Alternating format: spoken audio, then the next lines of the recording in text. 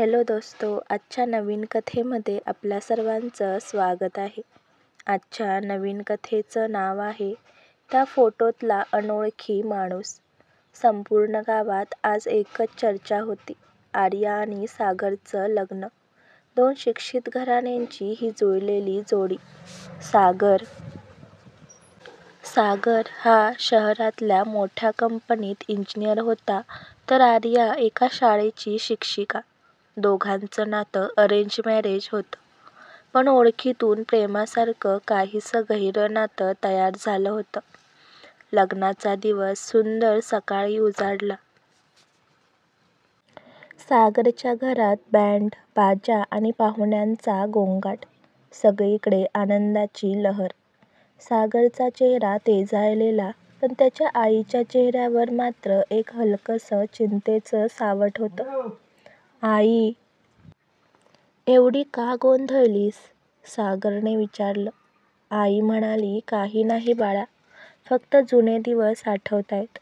तो हसून गेला, पण आईच्या डोळ्यात काहीतरी होतं, जणू ती कुठल्यातरी गुपिताने जखडलेली होती. लग्नाच्या 2 आठवड्यांनी फोटोग्राफरने अल्बम तयार करून दिला.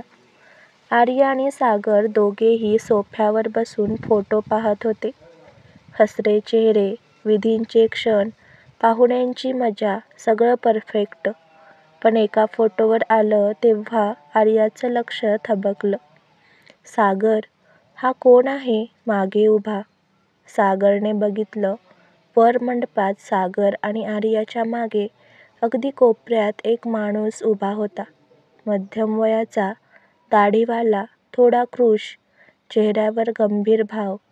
त्याच्याकडे कोणी लक्ष दिलं नव्हतं, पण कॅमेऱ्यात तो स्पष्ट दिसत होता. "माहीत नाही, आपल्या पाहुण्यांमध्ये असं कुणी नव्हतं," सागर म्हणाला.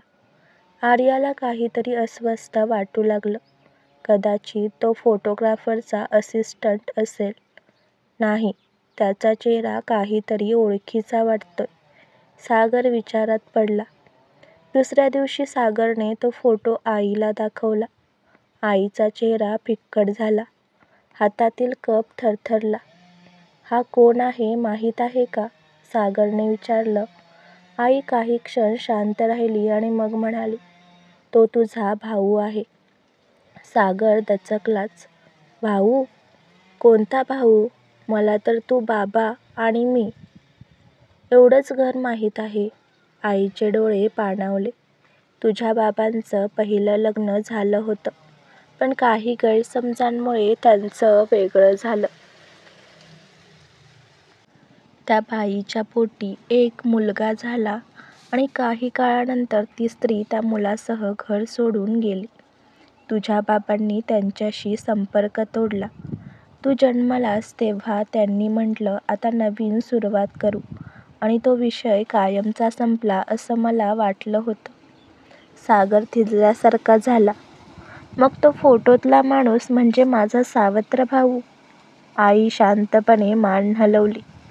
त्या रात्री सागर झोपला नाही. त्याच्या मनात एकाच प्रश्नाचं वादळ होतं. तो का आला होता आणि का गेला काही न सांगता? दुसऱ्या दिवशी सागरने फोटोग्राफरकडे चौकशी केली. त्याने सांगितलं, "हो, तो माणूस लग्नाच्या दिवशी थोडा वेळ आला होता. म्हणाला, मी वरचा नातेवाईक आहे." मी समजलो कदाचित कुणा काकांचा मुलगा असेल, पण मग तो शांतपणे निघून गेला. सागरला त्या माणसाचं रहस्य उलगडायचं होतं. त्याने जुने कागद, बॅग, बाबांच्या कपाटातले जुने फोटो शोधले.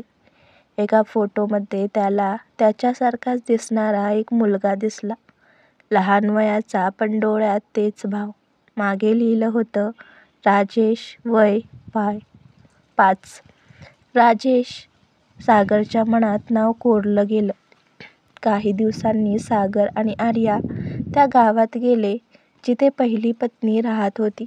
चौकशी केल्यावर कळलं की ती बाई वर्षापूर्वीच मरण पावली होती आणि तिचा मुलगा राजेश आता एका NGO मध्ये काम करत होता, अनाथ मुलांसाठी. सागर थेट त्या ठिकाणी गेला.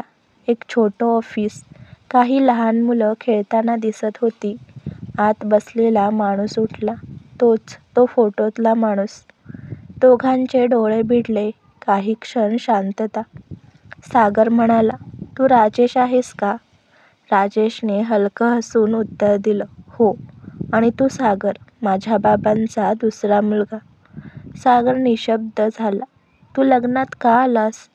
राजेशने शांत आवाजात सांगितलं, मी बाबांना कधीही पाहू शकलो नाही, पण त्यांनी तुला सगळं दिलं. मी कधी राग धरला नाही, फक्त तुझं सुख पाहायला आलो होतो. फोटो काढणाऱ्याने नकळत माझा फोटो घेतला, पण मला वाटतं कदाचित नशिबानंच ते घडवलं. सागरच्या डोळ्यात अश्रू आले. तू आम्हाला का नाही भेटलास? राजेश हसला. तुमचं आयुष्य पूर्ण आहे. मी फक्त तुमच्या सावलीसारखा होतो.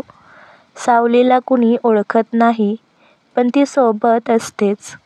सागरने त्याचा हात धरला. तू माझा भाऊ आहेस, सावली नाही. दोघेही मिठीत शिरले. त्या दिवशी आर्याने त्यांच्या दोघांचा फोटो काढला. एकाच फ्रेममध्ये. एकाच रक्ताचं नातं अखेर पहिल्यांदा दिसत होतं. काही दिवसांनी सागरने त्या लग्नाचा फोटो अल्बममध्ये तो नवा फोटो शेवटी चिकटवला. त्याखाली एक ओळ लिहिली, कधी कधी फोटो अनोळखी नसतो, तो आपल्या रक्ताचा गहिरा ठसा असतो. त्या दिवशी सागरला कळलं, नातं फक्त रक्ताचं नसतं, तर स्वीकाराचं असतं. एक फोटो.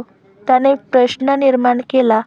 त्याचा फोटो दोन भावांना एकत्र आणलं. आईच्या अश्रूंमध्ये आता पश्चाताप नव्हता, फक्त समाधान होतं. आजची कथा आवडला असल्यास व्हिडिओला लाईक करा, चॅनलला सबस्क्राईब करा आणि कथा कशी वाटली हे कमेंटद्वारे जरूर कळवा. व्हिडिओ जास्तीत जास्त शेअर करा. धन्यवाद.